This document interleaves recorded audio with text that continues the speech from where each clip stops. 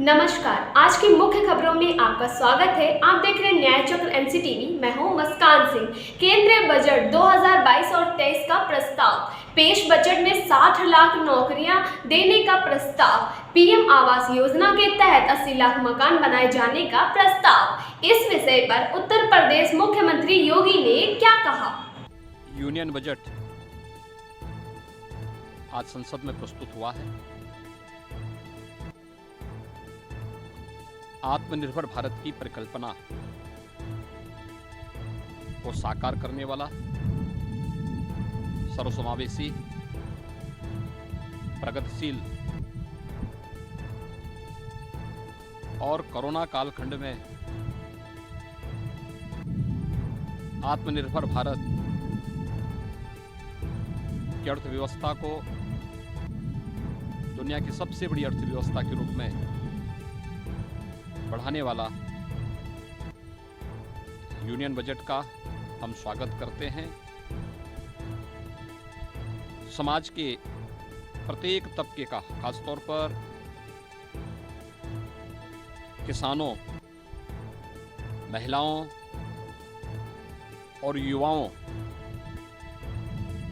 के लिए एक प्रगतिशील बजट प्रस्तुत करने के लिए हम आदरणीय प्रधानमंत्री जी का और केंद्रीय वित्त मंत्री जी का हृदय से आभार व्यक्त करते हैं। बजट में जो बहुत महत्वपूर्ण प्रावधान है, खासतौर पर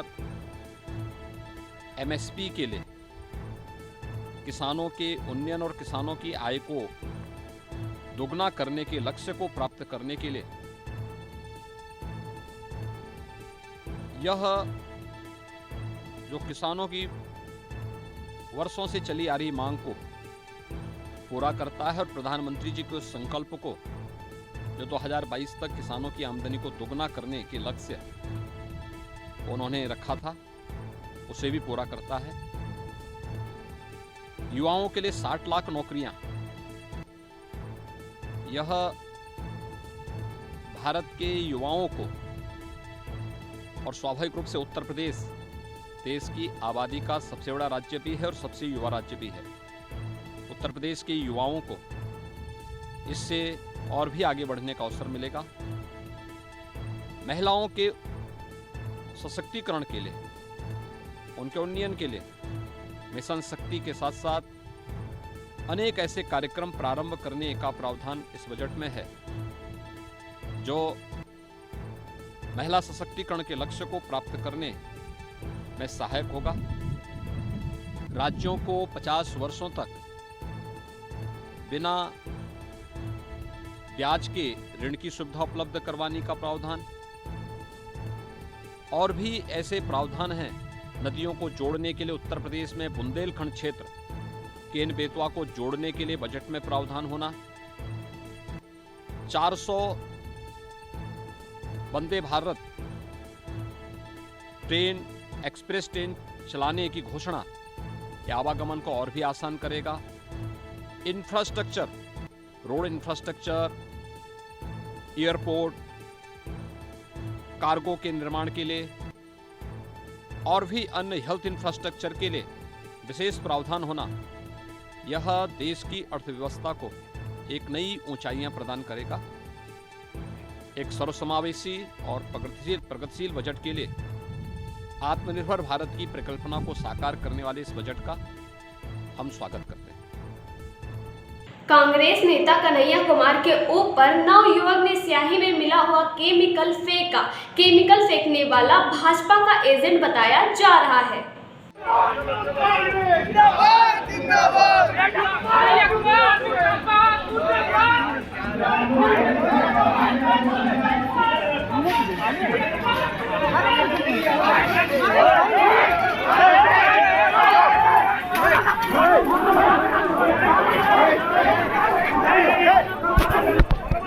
मारो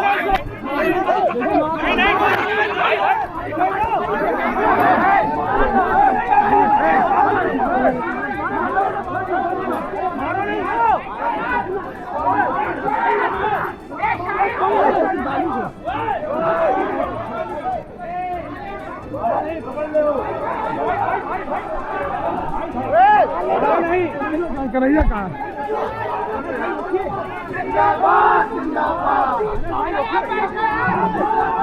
भाई भाई भाई प्रोग्राम में जाओ सब लोग तुम सब वही तो शिवम भाई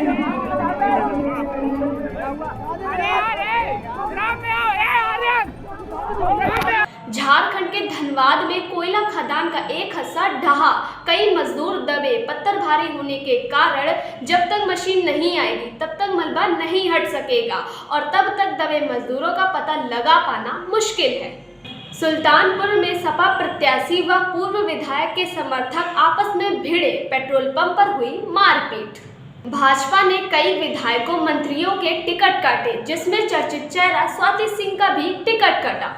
टाटा मोटर्स ने अपने बिक्री आंकड़े जारी कर दिए हैं। कंपनी ने कुल 40,777 यूनिट वाहनों की बिक्री की है, जिसमें कमर्शियल वाहन भी शामिल हैं। बजाज ऑटो ने जनवरी 2022 की 2 पहिया वाहनों की बिक्री आंकड़े जारी किए हैं। कंपनी ने बीते महीने 3,23,430 यूनिट की बिक्री की सूचना है, जो एक साल पहले इसी महीने में 3,84,936 यूनिट की तुलना में 16% कम है।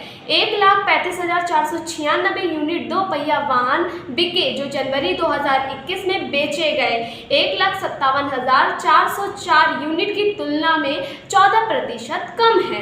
ब्रिटानिया बिस्किट हो सकते हैं महंगे। कोरोना लॉकडाउन के दौरान जो चीज़ लाखों को सहारा बना था वह है बिस्कुट, वह भी हो जाएगा महंगा, क्योंकि कंपनी ने 8% तक दाम बढ़ा दिए हैं।